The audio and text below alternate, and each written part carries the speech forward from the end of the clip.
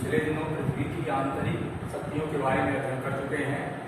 पृथ्वी की आंतरिक शक्तियों में जो नए भूभाग बनते हैं तो उसमें पृथ्वी की बाहरी शक्तियाँ परिवर्तन करने लगती हैं। इसमें परिवर्तनकारी प्राय शक्तियों के बारे में इस पाठ में पढ़ेंगे। परिवर्तन करने के लिए दो शक्तियाँ होती हैं, एक है अपक्षय और दूसरा अपवर्तन चक्र। अपक्षय में चट्टानों को अपने स्थान पर ही कमजोर और तोड़-फोड़ करती रहती है। तापमान के कारण, वर्षा के कारण ये चट्टानें सिकुड़ती फैलती रहती हैं और तोड़-फोड़ होता रहता है। अपक्षय तीन प्रकार के होते हैं। पहला है भौतिक अपक्षय। तापमान अधिक होने पर मरुस्थलीय भागों में चट्टानें फैलती हैं और उसके बाद जब रात में तापमान कम हो जाता है तो चट्टानें सिकुड़ती हैं।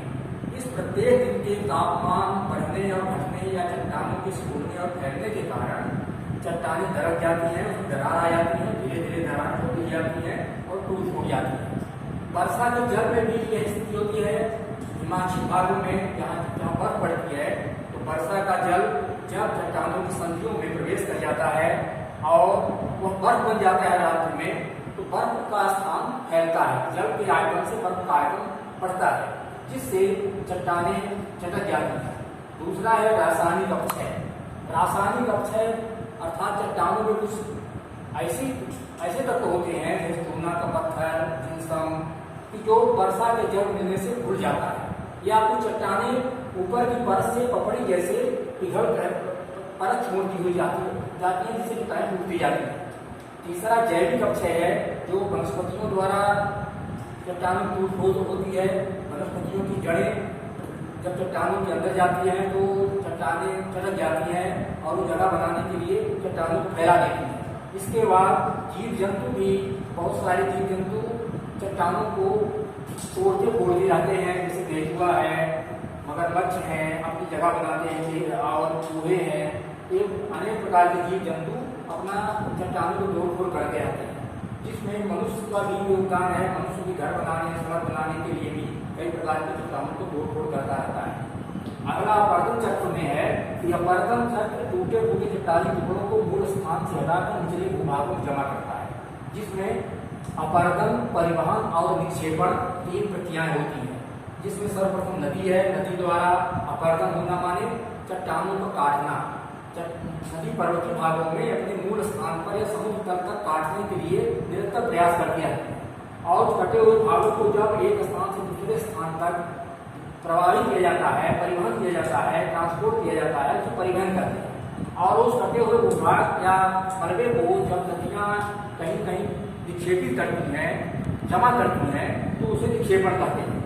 तो नदी के अपवर्तन से डी आकार की घाटी बनती है, जलप्रपात बनता है, और नदी के निक्षेपण से गोकुल झील और डेल्टा बनते हैं। अगला बिंदु है हिम नदी। पर्वतीय भागों में या जहाँ पर तापमान बहुत कम रहता है वहाँ पर हिम नदियाँ होती हैं, जिसमें बर्फ की नदियाँ तापमान थोड़ा भी अधिक मिलने के बाद सरकती हैं और सरकने के बाद उनके अपवर्तन और निक्षेपण से ही आकृतियाँ बनती हैं। अपवर्तन से यू आकार घाटी बनती है और पर्वतों से पिघली हुई हिम नदी जब आगे बढ़ती है तो लटकती घाटी बनती है।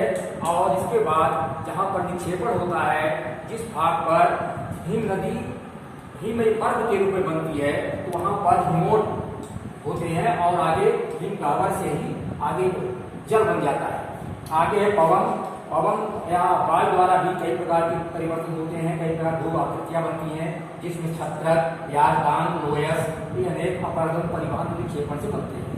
भूमिगत जल, जब वर्षा का जल धरती के अंदर रिस करके पहुंच जाता है तो वहाँ भी वह जल कई प्रकार की आकृतियाँ बनाता है, जैसे चूने पत्थर वाले भूभागों में आकाशीय पिंड अर्थात चट्टानें ऊपर है और वो घुल गई तो आकाश में स्तंभ जैसे दिखाई देता है। आकाश की ओर तो आकाशीय स्तंभ कहते हैं। और इसके बाद जब नीचे चूने पत्थर चट्टानें हैं, नीचे घुल गई तो पातालीय स्तंभ बन जाते हैं। आगे घोल रंग, विलय रंग और कंदराएं, चूना युक्त चट्टानें जब घुल जाती हैं तो कंदराओं जैसे बन जाती हैं। और इसमें अगला बिंदु है समुद्री लहरें। समुद्री लहरें भी अपना अपवर्तन, परिवहन, निक्षेपण करती हैं। अपवर्तन से ध्रुव जैसी आकृति बनती है और अगली आकृति समुद्री गुफाएं हैं, फिर पुलिन और लैगून इन क्षेपण से बनती हैं। धन्यवाद।